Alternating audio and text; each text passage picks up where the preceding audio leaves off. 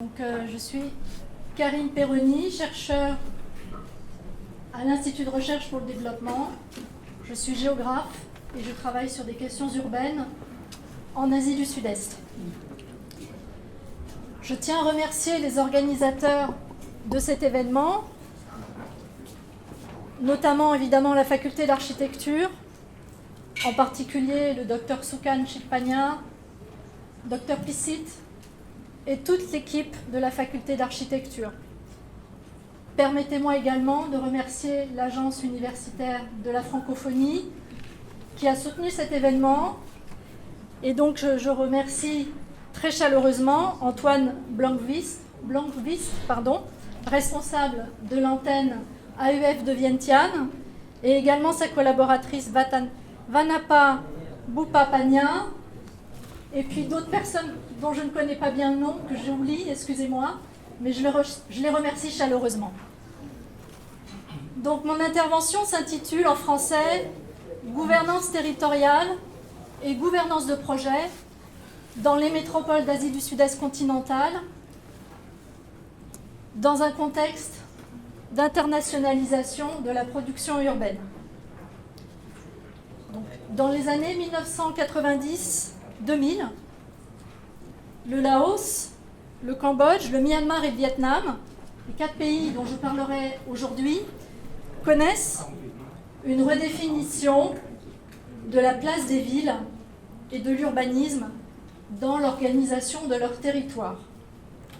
mais également dans leur dynamisme économique.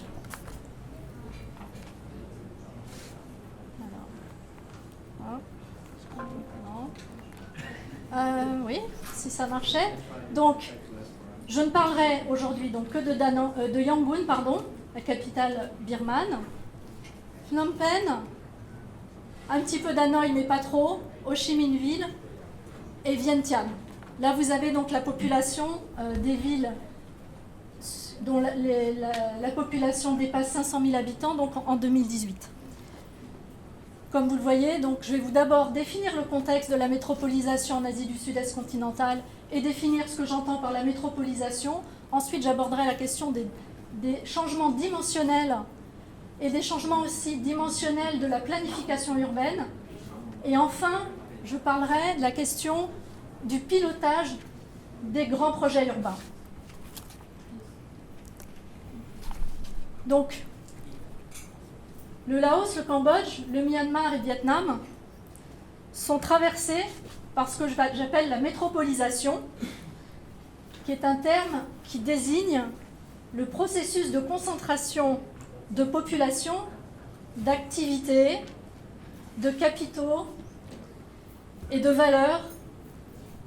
dans les principales villes de ces pays. Ces villes, effectivement, concentrent des fonctions de commandement, de rayonnement international. Ce processus, comme vous le savez, est traversé par l'élargissement des relations et des coopérations internationales, l'ASEAN bien sûr, mais également l'ASEAN plus 3, c'est-à-dire l'ASEAN plus la Chine, la Corée du Sud et le Japon, et la sous-région du Grand Mékong. Ces pays sont traversés aussi par des réformes économiques et on peut dire que ces pays sont dans un contexte à la fois de transition économique et de transition urbaine.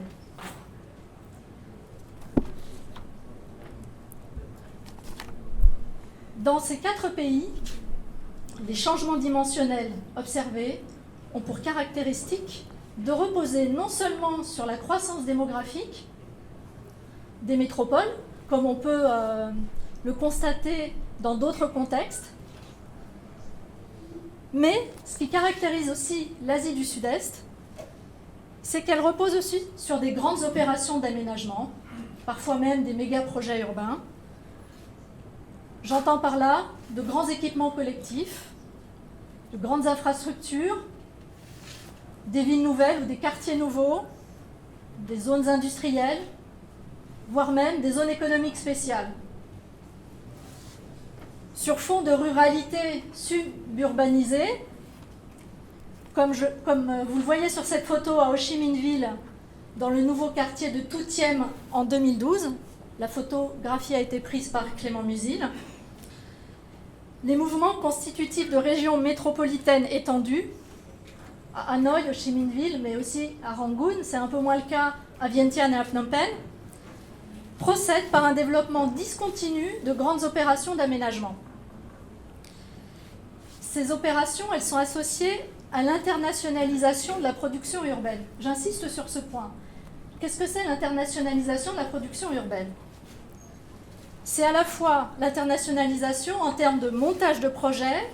mais aussi en termes de sources de financement de ces projets, de conception des projets, d'envergure et de destination. Par exemple, ici, la zone urbaine de Toutième, qui a été planifiée il y a déjà des dizaines d'années au Vietnam, elle occupe une superficie actuellement de 657 hectares et elle est entièrement dédiée aux activités tertiaires et au commandement métropolitain. La production urbaine, dans les 4 pays que j'aborde aujourd'hui, elle est caractérisée par une forte dépendance à l'égard de l'aide publique au développement pour la réalisation des grands équipements et des infrastructures. Et donc, elle repose aussi sur des investissements directs étrangers très importants. Pour ne citer que le cas du Vietnam, ce pays donc, est devenu un des principaux bénéficiaires de l'aide publique au développement, l'APD, à l'échelle mondiale. Et cette aide publique pour le développement, elle a financé à hauteur de plus de 9 milliards de dollars américains le secteur des transports, des télécommunications, de l'assainissement et du développement urbain entre 2001 et 2009. Vous voyez, c'est considérable. L'actuelle convergence entre une urbanisation accélérée que nous observons depuis une quinzaine d'années dans la région et l'internationalisation de la production urbaine met les hiérarchies de pouvoir, les autorités urbaines, à l'épreuve... Pardon ? 5 minutes. Oui. Des limites de leur capacité physique, mais aussi de leur cadre et référentiel politico-administratif de gestion territoriale.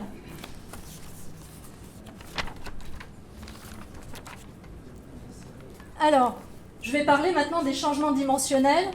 à Phnom Penh, par exemple, et de la planification urbaine. Au Cambodge, la multiplication des projets immobiliers en périphérie de Phnom Penh et la recherche aussi de nouvelles réserves foncières face à l'étalement urbain accéléré ont poussé ou ont incité les autorités locales à agrandir le territoire administratif de la capitale en 2011. Ainsi, comme vous le voyez sur cette diapositive, ce périmètre a été porté de 376 km² à 678 km², c'est-à-dire qu'il a quasiment doublé, et il a absorbé une vingtaine de communes qui appartiennent encore à la province de Kandal, ce qui représente un apport de plus de 200 000 habitants.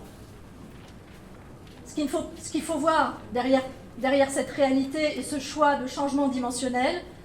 c'est que ça fait écho aux perspectives de recettes fiscales qu'offre la mise en place la même année d'une taxe foncière. Dans le cas de Rangoon, les changements dimensionnels qui ont été adoptés dans la planification urbaine, ici comme à Phnom Penh, ils ne s'accompagnent pas nécessairement d'une modification dans la dévolution de compétences. Autrement dit, le Grand Phnom Penh ou le Greater Yangon sont sans équivalent administratif et ils font abstraction des dimensions institutionnelles et politiques du redimensionnement territorial. Dans le cas birman, l'un des objectifs du Strategic Urban Development Plan for the Greater Yangon Area, qui a été réalisé avec l'agence de coopération japonaise, la JICA, et qui a été approuvé par le Parlement de la région de Rangoon en 2015, officiellement viserait la promotion du développement économique du Myanmar, les objectifs officiels de l'étude devant contribuer à l'amélioration des conditions de vie et des activités économiques et logistiques du Grand Rangoon. Cette vision stratégique repose sur le doublement de sa superficie. Donc on passe cette fois-ci de 784 km² à approximativement 1500 km² par l'inclusion d'une partie de 6 townships contigus à l'actuelle Yangon City, qui sont cités dans la diapo. Or, qu'est-ce qui se cache derrière tout ça, entre autres? Et là, je voudrais parler donc du rôle croissant des acteurs privés dans le pilotage du projet. C'est que le redimensionnement en Rangoon, il apparaît plutôt comme un des dispositifs accompagnant l'instauration des zones économiques spéciales, en particulier celle très connue sous le nom de Myanmar Japan Tilawa Development Limited, implantée dans les townships de Kyung Tan et Tan Lin, comme voie finalement de légitimation d'un urbanisme qui relève de l'initiative privée. Il s'agit de la première zone économique spéciale créée au Myanmar, et elle est sous forme de co-entreprise, de joint venture. Et d'après le site internet de cette zone, je vais aller vite, mais le gouvernement birman et le gouvernement japonais détiendraient chacun 10% des participations, un consortium birman privé 41%, et un consortium japonais privé posséderait 29% du capital. Tout ça pour vous dire que si l'État demeure généralement présent à divers titres dans la gouvernance des projets et dans la question dans la planification urbaine, nous observons le rôle croissant des acteurs privés dans le pilotage des grands projets. J'en ai bientôt terminé.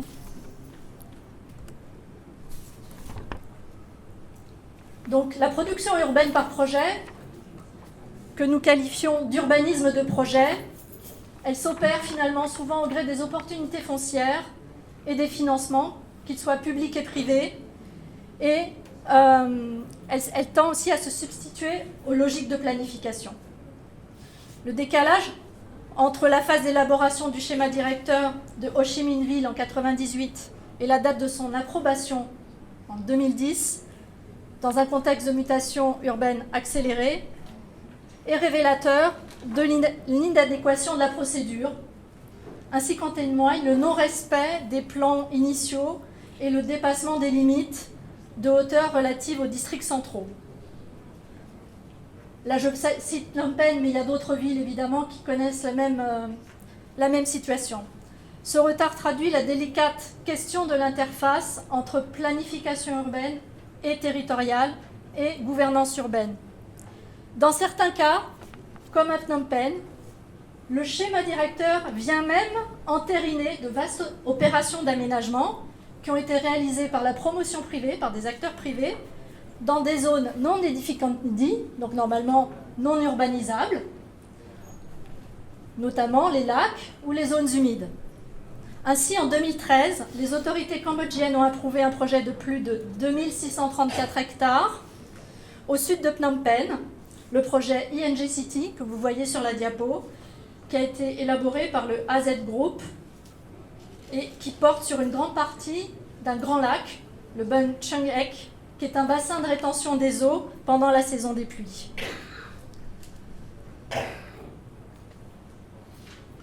Alors, concernant les questions, j'ai terminé. Concernant ces questions de planification urbaine et les caractéristiques de celles-ci au Laos et notamment à Vientiane, je laisserai le soin, après moi donc, au docteur professeur Bunlam Sisulat de nous parler de ces questions au Laos. Ensuite, il y aura des interventions qui aborderont, quant à elles, la politique de décentralisation. On devrait plutôt parler de déconcentration, puisque c'est une autonomie plus grande accordée aux échelons inférieurs de l'administration territoriale, qui est nommée en Lao Samsang Policy. Samsang, pardon. Bon. Bien que cette politique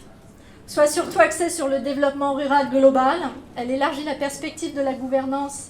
et de la planification territoriale, puisqu'elle crée le territoire provincial comme unité de planification stratégique, le territoire du district comme unité de planification globale et le village le territoire du village, le territoire villageois donc, comme une unité de mise en œuvre du projet de développement. Je n'ai pas voulu aborder ces questions parce qu'il va y avoir des communications très précises sur ce sujet. J'ai préféré donc évoquer les questions générales dans la région sur la gouvernance de projet et la gouvernance territoriale. Alors, la question que je voudrais poser, puisqu'il y aura un débat à la fin de cette session, c'est quels sont les résultats de cette politique de déconcentration au Laos? Je donne donc la parole à mes partenaires de recherche laotiens qui devraient apporter des éléments de réponse à cette interrogation générale. Merci pour votre attention.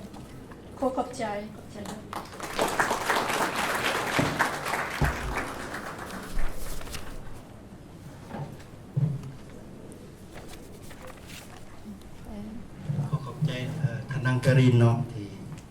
ได้เสนอเกี่ยวกับการจัดสรรพื้นที่และการบริหารโครงการมหานครในเขตอาชีพตะวันออกเฉียงใต้ภายใต้เงื่อนไขของการผลิตตัวเมืองตามทิศหันเป็นโลกาภิวัตน์เนาะ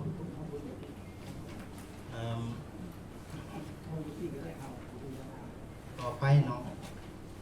ต่อไปขอเชิญศาสตราจารย์ดร.บุญเรืองชิสุราชเนาะผู้ช่วยรัฐมนตรีกระทรวงโยธาธิการและขนส่งขึ้นมาเสนอเกี่ยวกับยุทธศาสตร์การพัฒนาตัวเมืองอยู่สปป.ลาวเนาะเครื่องมือคือว่าลายเทวินนี่ผู้ช่วยบุญเรืองว่าอินเตอร์เวนี่บ่ใส่ของเจ้านะเฮาเว้าหรือของเฮาสมัครยกแป้งเอาไฟล์ดีนะจ๊ะแต่ไม่ไปลาวไฟล์ไม่น่ามีแล้วจัดการได้จะซื้อกดให้เขาเลยได้ก็โดยsur le développement stratégique de développement urbain au Laos. Tout d'abord, j'aime bien faire un petit rappel sur l'historique de l'événement ou de l'évolution de la ville de Viêng Chăn. En 1560, on a déplacé la capitale de Luang Prabang vers Viêng Chăn pour renforcer la défense nationale en collaboration avec le Siam contre la Birmanie.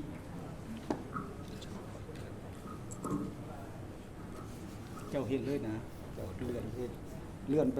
สไลด์ทางอีกà partir de cette date-là, on a construit des enseignes intérieures d'une longueur de 5 km. De l'autre côté de Mekong, mais l'enseigne enjambe les deux rives du Mekong, en fait. Et on a construit également l'enseigne extérieure sur une longueur de 14 km. En 1928, la ville était complètement détruite. Il n'y a rien qui reste. Puis en 1993, le Laos est sous l'administration française. Parce qu'à cette époque-là, il y a l'exploration du Mekong par Douda de Lagré qui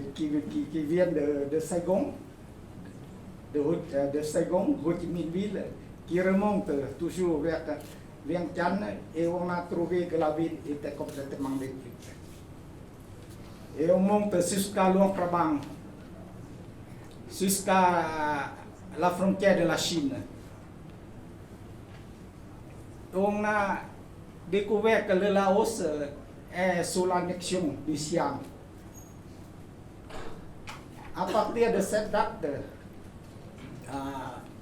le Laos est sous l'administration française, 1893. Le Laos est divisé en deux circonscriptions, le Bas Laos et le Haut Laos. En 1900, l'administration française a choisi Vientiane comme capitale du protectorat français.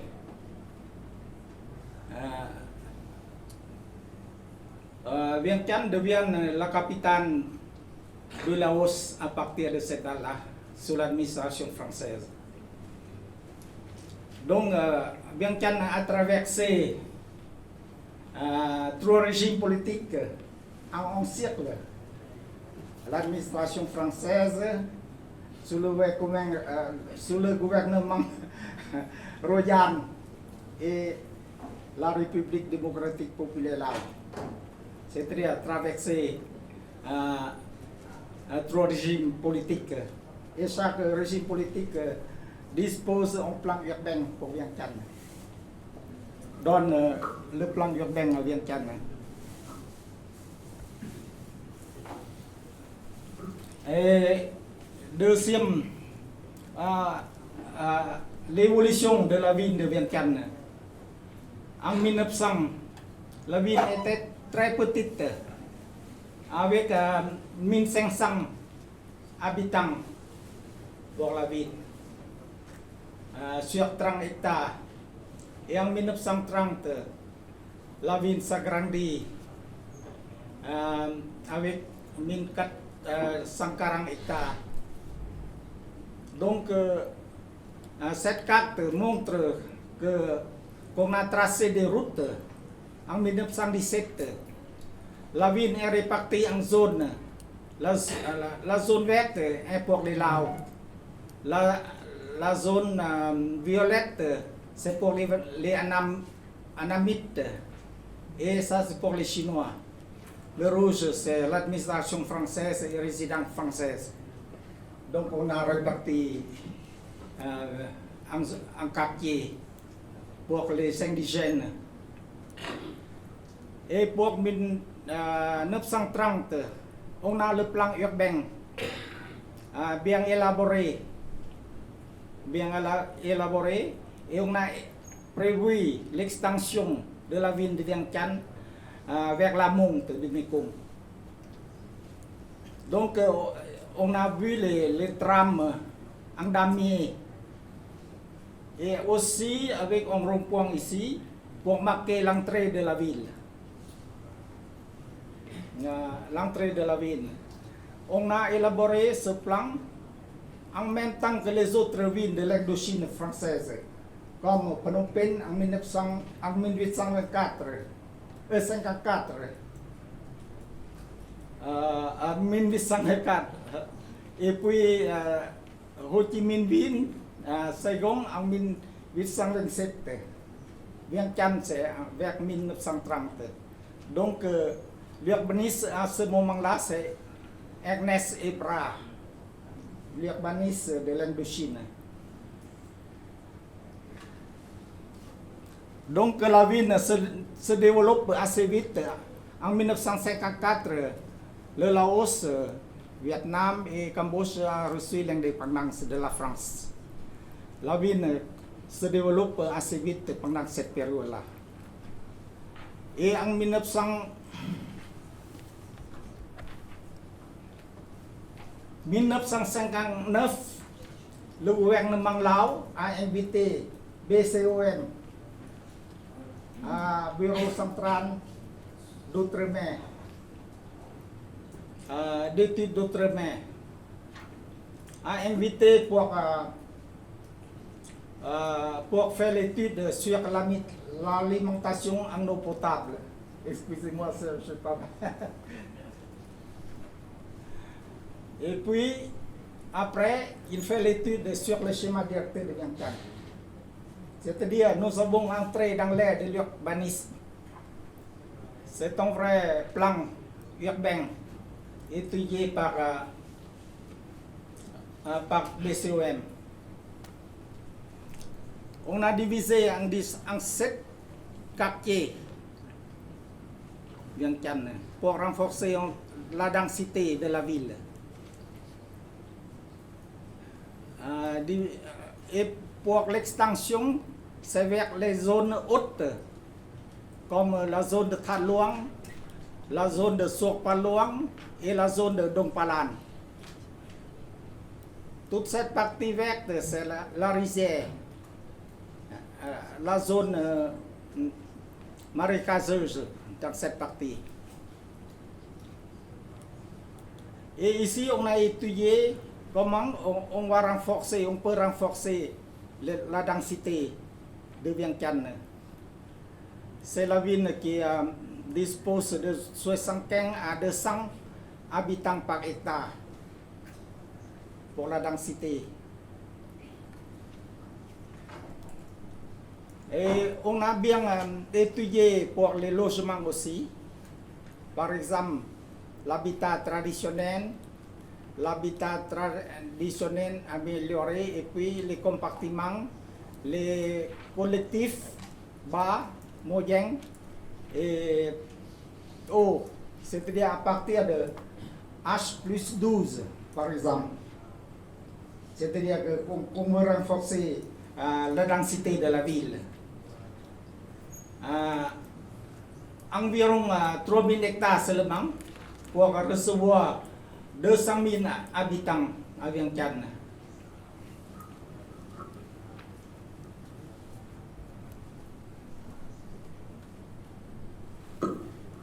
Ça, c'est après la libération du pays en 1975. Le PNUD, le Programme des Nations Unies, a donné l'assistance pour le ministère de la Construction pour élaborer le schéma directeur de Vientiane, deuxième schéma directeur de Vientiane. À cette époque-là, c'est difficile pour collecter, pour recueillir les données. Très difficile. Pendant 1985 jusqu'à 1989, on peut réaliser ce schéma directeur en vue d'approbation par le gouvernement.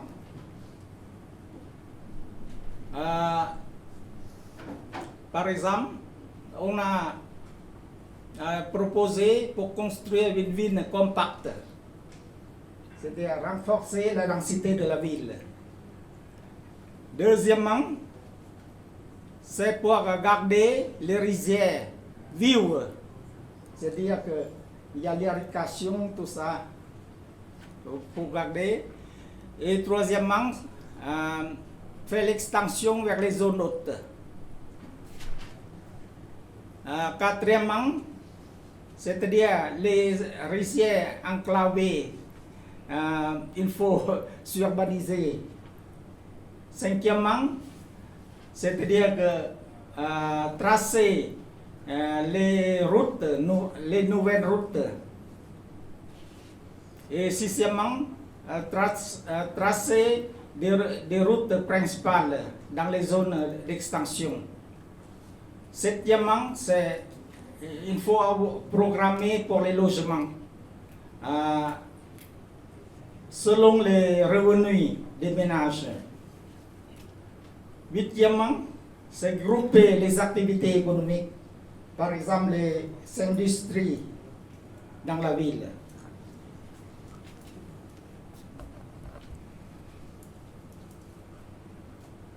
Déjà.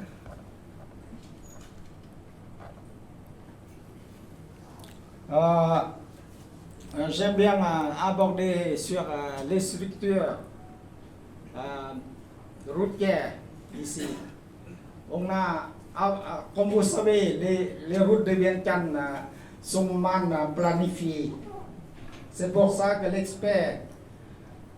a planifié pour des routes nationales ici. On dit des routes, il y a 3 axes nationaux dans la ville. L'avenue de Lansang, la route nationale numéro 13 Nord, route nationale 13 Sud. Et puis, on a des transverses, des pénétrantes ici. Il y a 3 pénétrantes. Ici, nous sommes ici à Dongdo. Et puis, il y a aussi des transversales. On a amplifié aussi une autre ici. C'est la seule qui a construit à cette époque-là. la route numéro 2, transversale 2. Et puis également, on a défini des zones homogènes. On a divisé en 9 zones homogènes. Et en fixant la densité dans chaque zone. Il y a zone de Nampu, de Mahosot, Pasak, Ponsai, Thaluang, Dong Palan, Sopeluang, Sonmon et Vatai. C'est-à-dire dans les zones hautes. Il y a 2 zones hautes. On a prévu pour recevoir 10 000 ménages dans cette partie. Et dans cette partie aussi, il y a 2 zones hautes.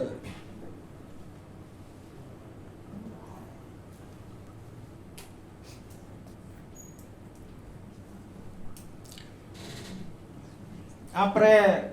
1991, deuxième schéma directeur, maintenant nous passons à la planification du schéma directeur, troisième schéma directeur, élaboré par l'Institut de recherche en urbanisme. À l'aide par l'intermédiaire du schéma directeur, du premier schéma directeur 1991, nous avons formé des techniciens, des urbanistes et des architectes là. C'est pour cette raison que ils peuvent faire la révision de ce schéma directeur. En fait, l'extension de la ville à partir de 9300 hectares, on passe à 20 950 hectares. C'est-à-dire la densité de la capitale de la ville est très faible parce qu'on a fait l'extension le double de 1991. Et on a défini ici, divisé ici, les zones 7 PPUA et 7 PPUB, zone du patrimoine de Thaluang ici, et ici c'est le sang ancien de la ville.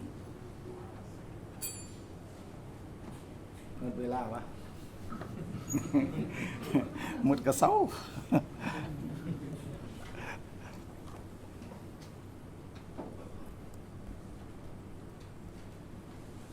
On passe très vite. Et le dernier c'est élaboré par Kaika en collaboration avec le département de l'habitat et de l'urbanisme et aussi de l'Institut d'urbanisme. En déterminant la vision vers l'an 2030 avec 3 I. 3 I, c'est économique, environnement, économique, l'économique, environnement et écologie. C'est-à-dire que ce plan, on fait l'extension beaucoup plus grande encore, soit 103 000 hectares maintenant, cette fois-ci. C'est triple, 3 fois triplé. Donc c'est plus, la densité est toujours faible. Normalement, il faut renforcer la densité pour ne pas, parce que le sol de la terre, les ressources financières, foncières très chères. Cette fois-ci, c'est beaucoup plus grand. Donc, on a défini en plusieurs centres secondaires d'ici.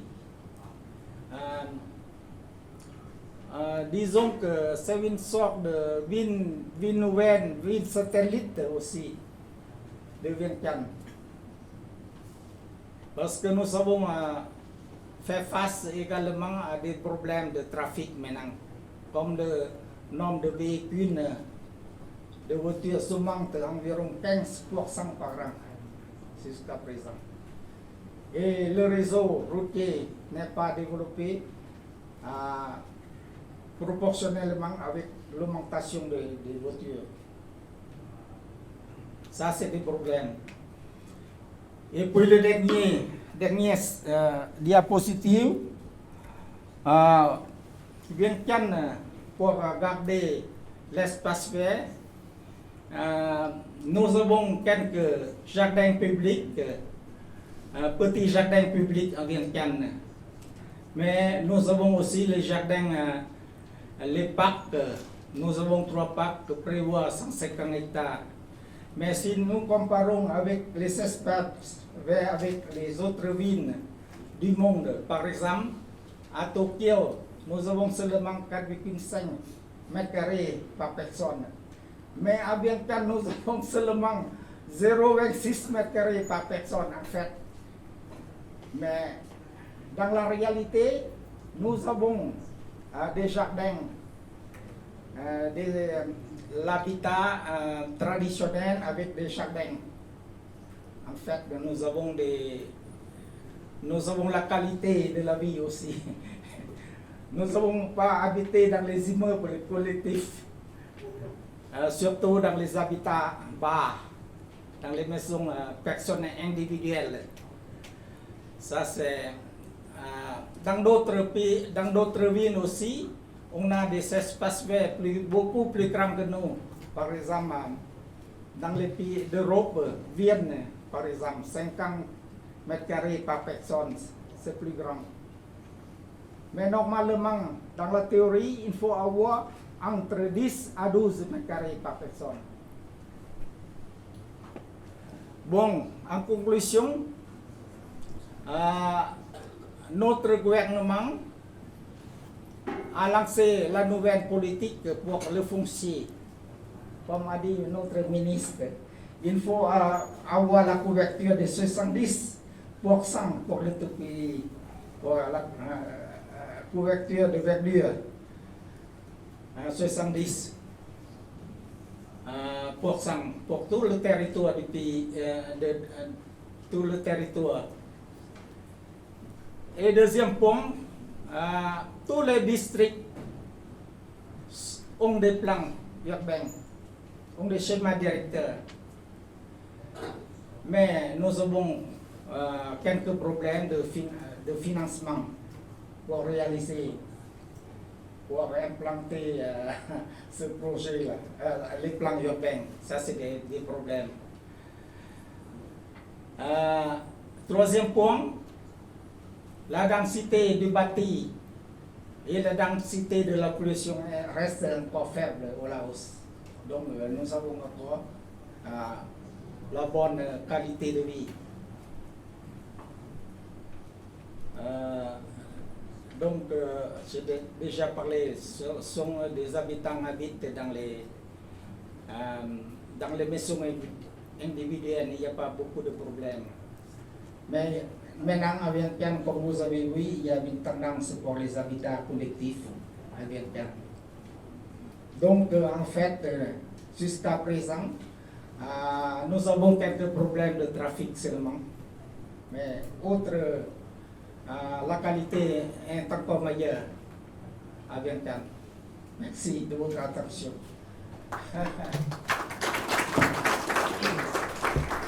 ทางอาจารย์มีจักนาทีขอโทษหลายๆ15 นาที 15 นาทีบ่ไกล เจ้าเปิดเลยเจ้าฉะนั้นต่อเวียงงานสามสางถือว่าเราได้นับแต่จากที่มติของคำสั่งของกรมการเมืองสูงกลางภาคเรื่องสีในสิขาดหมายอาจารย์สิบอกว่าละเอียดว่าเราลงเลิกเรื่องด้านใดแต่มันพัวพันเป็นเรื่องบทของอาจารย์ก็คือถอดถอนบทเรียนเกี่ยวกับมีงานสามสร้างในระยะผ่านมาเนี่ยก็คือ10 กว่าปีนี่ที่เราได้เห็นก็คือสื่อเสียงแห่งน้ำสามารถเข้าเว็บไซต์แล้วก็เว็บไซต์ต่างๆมหาวิทยาลัยแห่งชาติหรือว่าลาวก็ลาวดีไซน์อย่างต่างๆสามารถเบิ่งได้จากสนบทเรียนจากการถอดได้นี่เป็นอย่างจริงค่อยว่ามีเวียงงานสามสร้างอาจารย์ได้ขอเอาไว้ใน15 นาทีเนาะ ปกติบทเนี่ยอาจารย์ต้องเอาอยู่48ชั่วโมงคือเหตุผลและความจำเป็นก็คือประเทศเฮามันภูมิสันฐานถึงว่าจะเป็นแลนด์ล็อกคันทรีเป็นบ่มีทางออกสู่ทะเลแต่ว่าด้วยเหตุผลที่ทรัพยากรธรรมชาติก็คือจะเห็นเนาะห้วยน้ำลำธารต้นน้ำอันนี้30 ปีหลังเลยน้องลูกหลานนี้อาจจะสิบ่ได้เห็นเจ้าอันนี้อาจารย์ยังได้เห็นอย่างน้อยคือเขาเห็นได้อยู่บ่อนว่าชีวิตการเป็นอยู่เป็นต้นมันอยู่เขตชนบทและห่างไกล2 ลี้กวมเอาอยู่เกือบ80% ของพื้นที่ทั่วประเทศเป็นต้นมันติดพันกับเรื่องห้วยน้ำลำธารแล้วก็ป่าไม้แล้วก็สามารถเก็บเครื่องป่าของดงเป็นต้นแม่นสิว่านานาพันธุ์สิเป็นเรื่องท่องเที่ยวสิเป็นนกหนูปูจีสิเป็นอีสังทงยาหรือว่าโตสร้างมันอย่างต่างๆแต่ก่อนเขาไม่ได้ขึ้นจับตัวเล็กเป็นพอยเตอร์มันออก ตัวเล็กเป็นพอยเตอร์ คือนอกอะไรนิดนึง ตัวพอยเตอร์บนนี่สิมันตัวนั้นตัวนี้มันสกิปจับตัวนี้นะโอเคเจ้าคือเป็นอย่างจึงค่อยเป็นอย่างจึงมีเวียนงาน3ย้อนว่าชีวิตการเป็นอยู่นี่เขาเจ้าอยู่ตามธรรมชาติหมายเขาว่าอยู่แบบคล้ายๆกับปฐมประธานรัฐบาลนี่พยายามมาหลายแล้วย้อนว่าประชาชนนี่อยู่ติดพันกับป่าไม้เป็นส่วนหลักส่วนใหญ่และเขาเจ้าเห็นอย่างย้อนว่าเขาเจ้าหลักๆแล้วมันอยู่ตามห้อมภูห้อมผาเราจะเห็นปัญหาของมันความเสี่ยงสถานความเสี่ยงของคือเห็นได้อยู่บ่อนว่านักวิจัยและนักวางแผนทางเศรษฐกิจนี่เห็นได้อยู่บ่อนว่าเวลาเขาจะหมดป่าไม้อยู่บ่อนนี้เฮ็ดให้แล้วก็เคลื่อนย้ายเลื่อนลอยไปฉะนั้นรัฐบาลพยายามตั้งปี1988ที่จากการจัดสรรภูมิลำเนาแต่ว่าเพิ่นบ่ได้เอิ้นว่าการจัดสรรภูมิลำเนาฉะนั้นปัญหาของมันก็คือเรื่องการพัฒนาพื้นฐานของล่างที่พัวพันเกี่ยวกับเรื่องยทข.ที่เฮามีปัญหาอยู่บนเฮาสิเฮ็ดบ้านนึงมีอยู่ประมาณ15หลังคาเรือน20หลังคาเรือน50หลังคาเรือนรัฐบาลดึงสายไฟฟ้าไปเฮ็ดเส้นทางคมนาคมไปหาเดินทางเรือแม้แต่ไปเมืองไม้สัมพันธ์พงศลีอุดมไซเฮาบ่อนุญาตซะยังได้ขี่เรือไปปัจจุบันนี้เล่นอะไรสิเฮ็ดให้เรื่องการพัฒนาเข้าถึงแล้วก็เข้าถึงนี่แหละถือว่าทรยนี่ทุ่มเงินบ่แม่นน้อย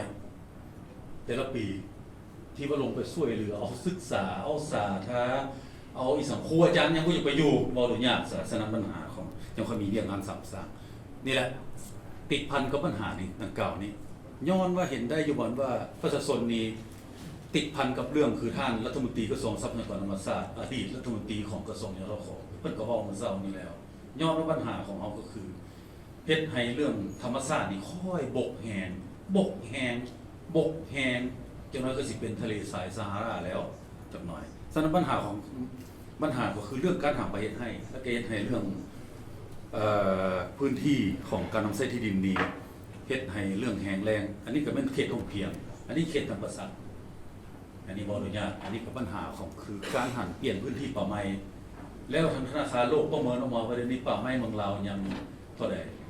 60-60%อันนี้ขอเว้าอยู่ในห้องนิสาอาจารย์ขอเว้าได้เลยป่าไม้ที่เป็นเศรษฐกิจกับป่าไม้ที่สามารถรักษาคงอุดมสมบูรณ์และก็ระบบนิเวศยังเหลือเพียงแต่28.1%คันสิเอาประเมินแท้ๆแต่ว่าเพิ่นประเมินอยู่ว่าเพิ่นนับป่าไม้ไผ่ไม้ปองกกมีกกม่วงสนำหอดแท้กายแล้วคันเอาแคตกอรีของแอฟริกาหรือว่าแต่ว่าป่าตัวเป็นระบบนิเวศที่ว่ากระหอบกระแตนกหนูปูจีอยู่ได้ครับเดี๋ยวนี้น้อยกว่า 35% อาจารย์ขอเว้าได้เลยเพราะป่ายางพารานกก็อยู่บ่ได้ป่ายางพารากระแตก็อยู่บ่ได้คนก็อยู่บ่ได้อีกมันเหม็นเจ้าฉะนั้นปัญหาของมันคือจังซี่นี่แหละสภาพอันนี้มันเอาเรื่อง flexible ความเป็นจริงมาเป็นตัวชี้วัดคือเฮาเวลาขี่ยนต์ไปภาคเหนือเดี๋ยวนี้จักหน่อยนี่ก็เริ่มทางแล้วนี่ปัญหาของมันเวลาซิเวิลยนต์ลงเขาจะเห็นอันนี้มันของอีมี่เฮ็ดบทวิจัยกับทางพ่ออาจารย์เนาะซีรัสแม่นอย่างต่างๆของฝรั่งเศสอีสานต่างๆอยู่กับนาฟรีอาจารย์เขาวิจัยเขาเอาเรื่องพัฒนาการมาประเมินหมายเขามว่าจะเป็นย่อมสิไปแล้วก็เริ่มเฮ็ดให้เรื่องปัญหา ฉะนั้นรัฐบาลก็คือพยายามการตัดสินใจก็คือเอาตัวชี้วัดประกาศอยู่ในกองประชุมของสหประชาชาติอาเซียน 2004 ก็คือเอาเรื่องการพัฒนาพื้นฐานโครงล่างเป็นต้นแม่นดึงเอาเรื่องท่าแหงเอเชียแบตเตอรี่นี่เข้าไปเนาะต่อมาก็สิแม่นเรื่องห้องลงมาก็คือแม่นเรื่องการหันที่ดินเป็นทุนเป็นต้นแม่นบริเวณกวางโดยเฉพาะแม่นเล็งใส่เรื่องแขนงกสิกรรมปลูกฝังเลี้ยงสัตว์ โดยหันพื้นที่ที่จะให้ของประชาชนที่เคยเฮ็ดบ่ให้เขาเจ้าเฮ็ดเงินเลื่อนลอยแต่ว่าอยากให้เป็นเพื่อไม่แน่นอยากให้เป็นพื้นที่ที่เขาเจ้ามีอาชีพคงที่เป็นต้นแม่นยางพาราหรือว่าปลูกไม้วิกหรือว่าไม้เกศนานี่อย่างต่างๆแล้วก็เอาเรื่องพื้นฐานของร่างเรื่องกสิกรรมนี้ให้ติดพันกับเรื่องสิ่งกันต่อมาก็เป็นเรื่องบ่อแห่เป็นต้นเช่นว่าเศษปูนหูเบียร์ไมนิ่ง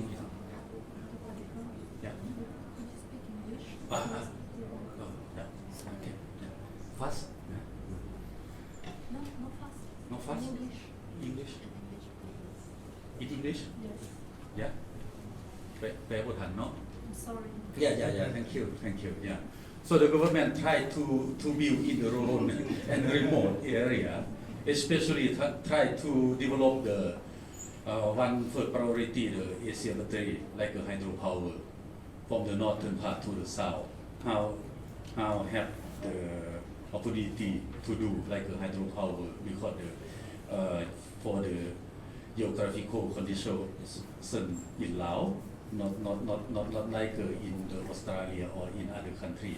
So the flat land we have a little bit only the few percent. Yeah. So and second one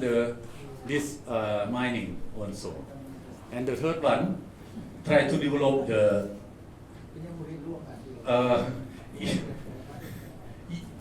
school or education in the rural and remote area.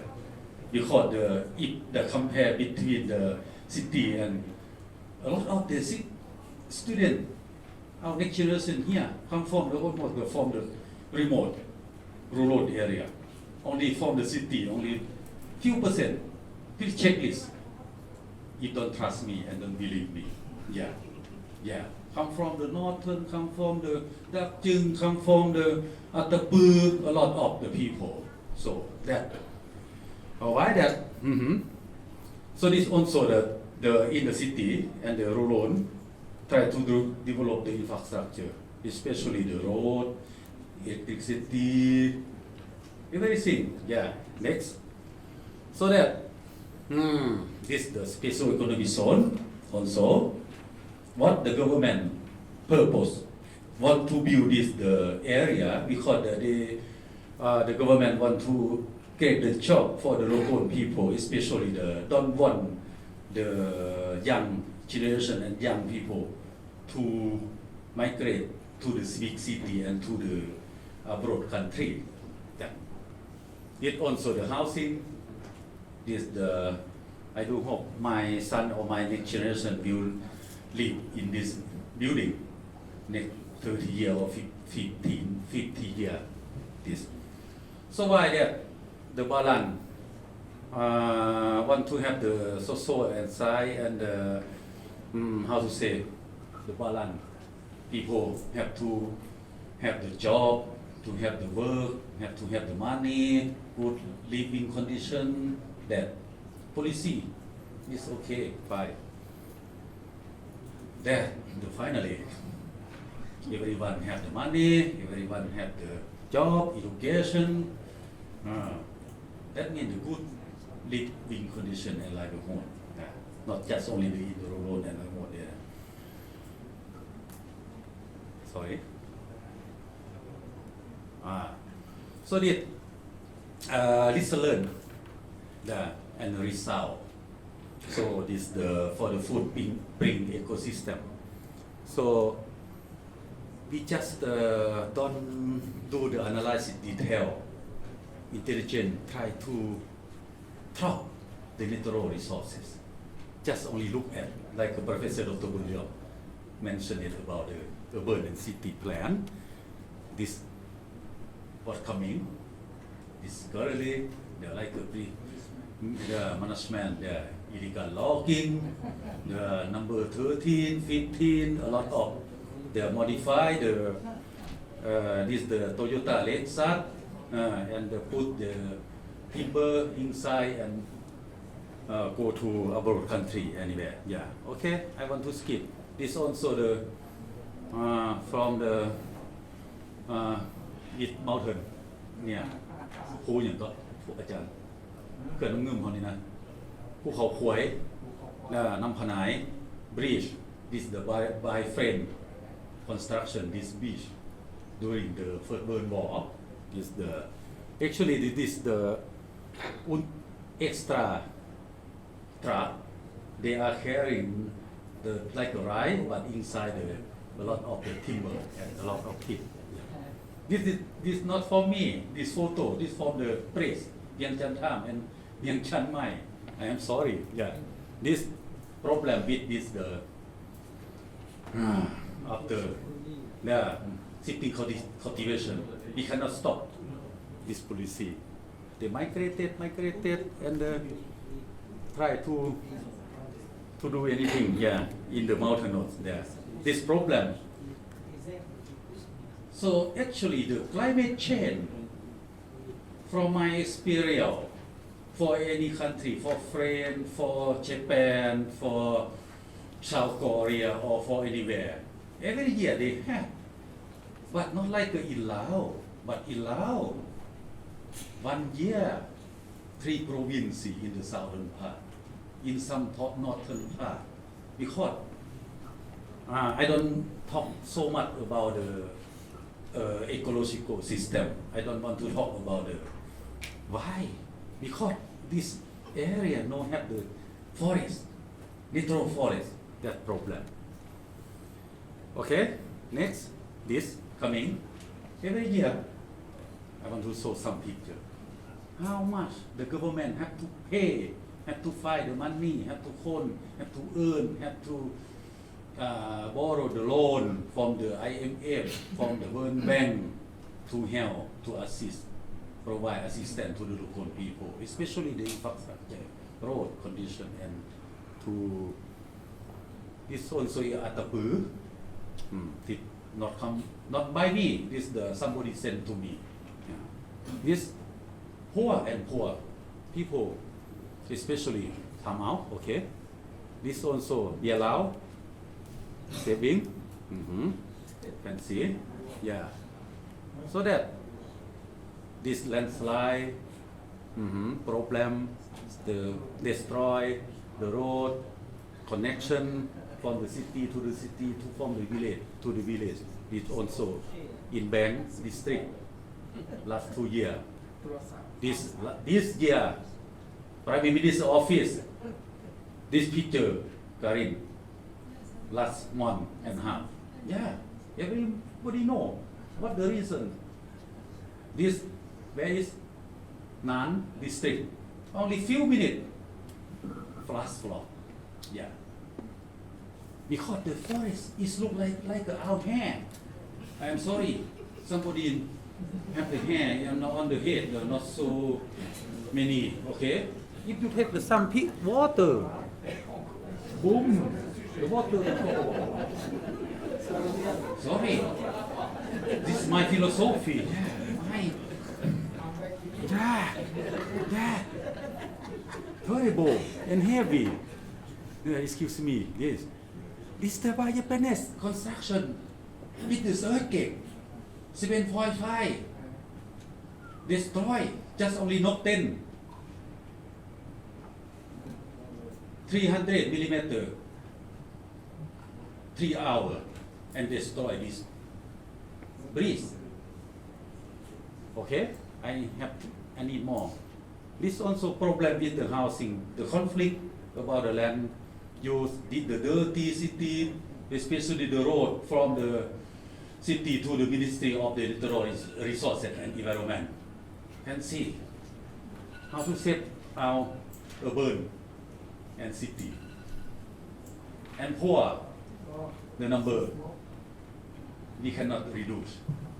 เอาคนบุมีผมขอแจ้งว่าเวลาหมดแล้ว Well, now, thank you. you ขอบใจหลายๆขอบใจหลายๆ how to resolve the problem there that mean hand to hand have good method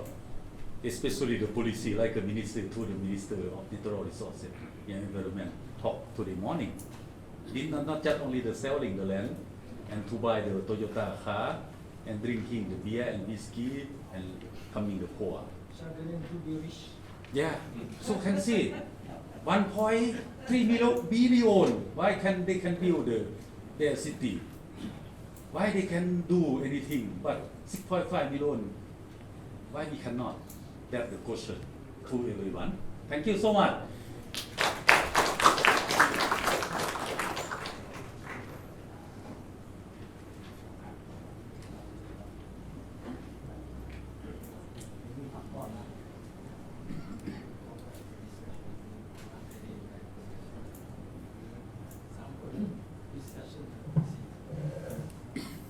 เจ้าขอบใจดรปฏิกร thank you for more detail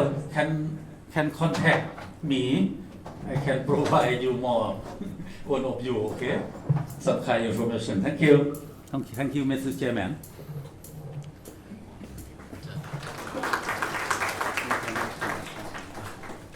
สำหรับผู้ที่จะนำเสนอต่อไปเป็นท่านรองศาสตราจารย์ปริญญาเอกอภิเษกเดชอินทรีย์เชียงใหม่ซึ่งว่าเป็นห้องอำนวยการสถาบันคนครัวโยธาธิการและขนส่งเพื่อจะนำเสนอเกี่ยวกับคู่มือในการวางแผนผังตัวนี้เนาะบ้านพัฒนาซึ่งว่าทางสถาบันคนครัวโยธาธิการและขนส่งซึ่งว่าเป็นสถาธิการให้แก่กระทรวง เดี๋ยวน้องกดก่อนเนี่ยน้องลองก่อนน้อง สร้าง หูบ่เค คู่ ยใส่ มือดังกล่าวนี้ขึ้นมาเพื่อนำใช้ในการวางแผนพัฒนาบ้านที่ชนบทโดยเฉพาะเป็นบ้าน ตัวนี้กลับหลังเลยครับ เป็น ตัวนี้ เป้า ไป ห ไหน มาย ตัวนี้เป็นหนาวะ ทดลอง3-3แล้วก็เชิญท่านรองศาสตราจารย์ดรอภิเษกเดช เจ้าขอบใจบทที่ข้าพเจ้าจะเสนอต่อไปนี้แม่นการสร้างคู่มือเกี่ยวกับการวางพังบ้านพัฒนาบ้านใหญ่และตัวเมืองน้อยในชนบทและในการเสนอข้าพเจ้านี่มันมีทั้งหมด40สไลด์แต่ข้าพเจ้าจะขอผ่านไว้เนาะเพื่อประหยัดเวลาความจริงปึ้มคู่มือนี้ได้สร้างขึ้นแต่ปี 2012และผ่านการจัดตั้งปฏิบัติก็เห็นว่าจะต้องได้ปรับปรุงซึ่งมอระยะนี้มันอยู่ในขั้นตอนปรับปรุงและก็ได้ผ่านทั้ง2ศาสตราจารย์ดร.บุญเรืองและดร.สมพรหรืออุดมซึ่งเป็นหลักเป็นแหล่งในการสร้างนิติกรรมของกระทรวงโยธาธิการและขนส่งและข้าพเจ้ามี6ภาคเนาะมีบทอิงในการสร้างกลุ่มคู่มือเนาะความเป็นมาของกลุ่มคู่มือนิยามความหมายและมาตรฐานของบ้านพัฒนาในองค์ประกอบของคู่มือมันมีอย่างแน่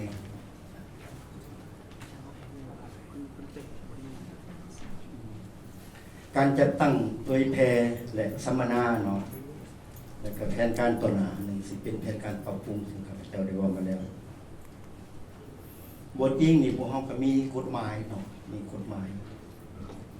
ผังเมืองกฎหมายทางหลวงกฎหมายบริการพวกของท้องถิ่น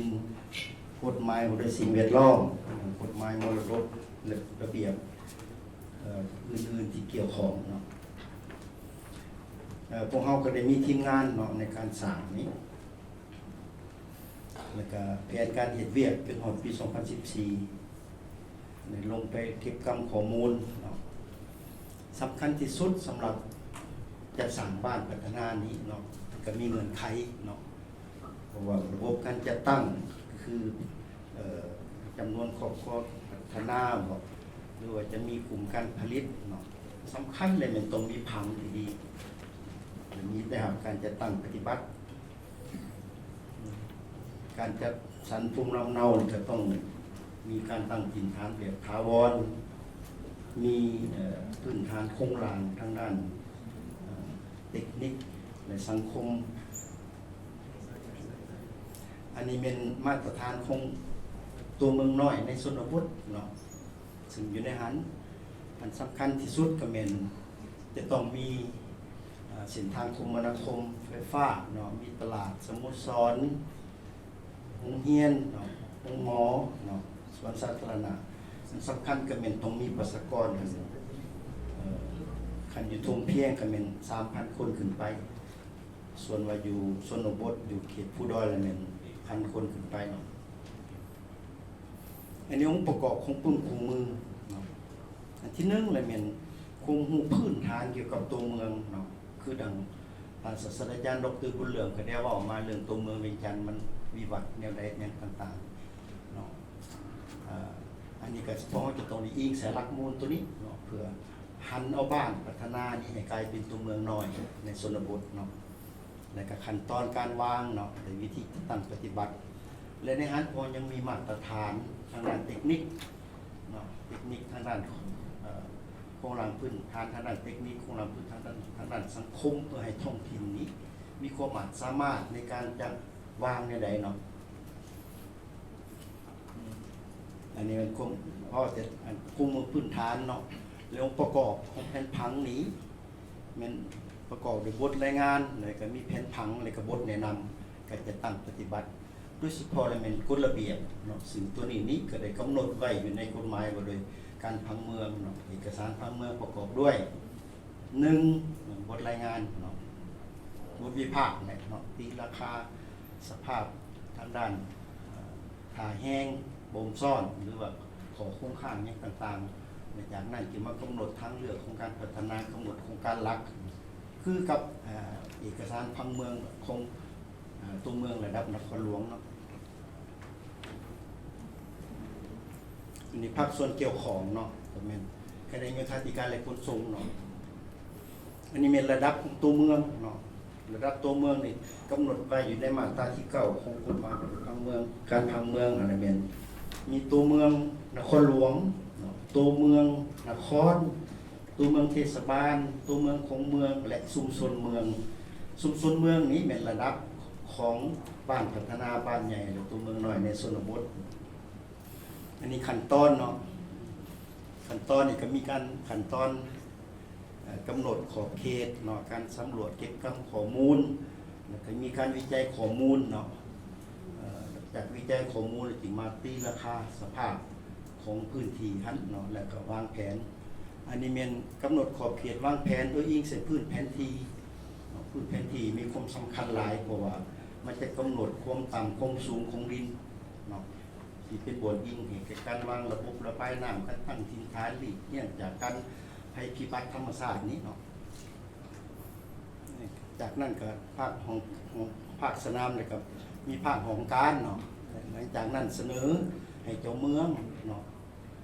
เป็นผู้หับห้องในเบื้องต้นเนาะอันนี้เป็นทีมงานสำรวจสารพื้นแผนที่เนาะวนจะไปเอาข้อมูลไปเอาอยู่ไซต์เนาะอันใดเป็นข้อมูลที่จำเป็นเนาะเรื่องประชากรเศรษฐกิจสังคมแล้วก็ข้อมูลอื่นๆทางด้านคมนาคมสิ่งแวดล้อมนะสังรวมข้อมูลแล้ววิเคราะห์ข้อมูลเนาะจากนั้นก็เป็นหางบนรายงานเนาะแล้วก็ทางเลือกโครงการพัฒนาคือเดียวมากี่นี้สั่งแผนผังเนาะ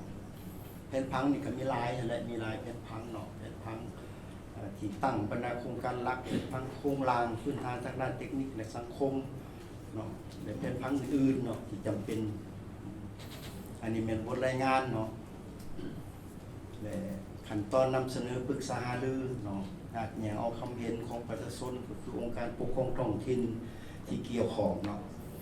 จากนั้นก็มีวิธีจะตั้งปฏิบัติเนาะมีกฎระเบียบ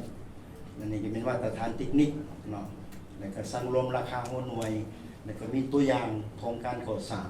บรรดาโครงหลังพื้นฐานทางด้านเทคนิคและสังคมอันนี้เป็นสุขศาลาตลาดอันนี้เป็นกำหนดหัวหน่วยราคานี้เพื่อให้เป็นบทอิงให้แก่องค์การปกครองท้องถิ่นขึ้นแผนงบประมาณเนาะก่อนนำเสนอสภาประชาชนของแขวงหันพิจารณาหับหองเอาอันนี้เป็นการจะตั้งเผยแพร่เนาะแต่ละแขวงเนาะได้80หัวเมืองเนาะในขอบเขตทั่วประเทศอย่างสันพันธ์ก็จะตั้งปฏิบัตินี้ พวกเราก็ได้รับการเสนอว่าจงได้พังบ้านพัฒนาบ้านใหญ่ตัวเมืองน้อยอยู่ชนบทนี่ต้องได้ปรับปรุงอันที่หนึ่งก็เป็นปรับปรุงเกี่ยวกับมาตรฐานเทคนิคอันขึ้นเนาะอันสองก็ปรับปรุงให้สอดคล้องกับกฎหมายผังเมืองการผังเมืองฉบับปรับปรุงหันเนาะอันสามก็เป็นปรับปรุงให้มีผลบังคับใช้15 ปีเนาะดังสั้นต่อไปนี้ทางสถาบันพวกเราก็จะได้สืบต่อจะตั้งกองประชุมเนี่ยเอาความคิดคำเห็นจากทุกภาคส่วนเกี่ยวข้องจะได้จัดตั้งอยู่บางเวียงในอนาคตใกล้ๆนี้เนาะสรุปเอกสารพังบ้านนี้พังบ้านพัฒนาบ้านใหญ่ในตัวเมืองน้อยอยู่ชนบทนี้เป็นเอกสารพังเมืองซึ่งประกอบด้วย 1. บทรายงาน 2. แผนผัง 3. กฎระเบียบนำใส่ที่ดินแผนผังดังกล่าวนี้เป็นเครื่องมือให้แก่ทุกการพัฒนาอยู่ในขอบเขตบ้านพัฒนาบ้านใหญ่และตัวเมืองน้อยอยู่ชนบทนี้ได้สร้างความเป็นเอกภาพในระดับสูงในการพัฒนาพื้นฐานโครงสร้างพื้นฐานทางด้านเทคนิคและสังคมของบ้านพัฒนาและบ้านใหญ่และตัวเมืองน้อยอยู่ชนบทและก็สร้างความเป็นเอกภาพในระดับสูงเป็นเครื่องมือในการคุ้มครองพื้นที่คุ้มครองการพัฒนาต่างๆที่เกิดขึ้นอยู่ในบ้านพัฒนาดังกล่าวนี้เนาะเมื่อวันนี้การเสนอของข้าพเจ้าได้สิ้นสุดลงเนาะขอขอบใจ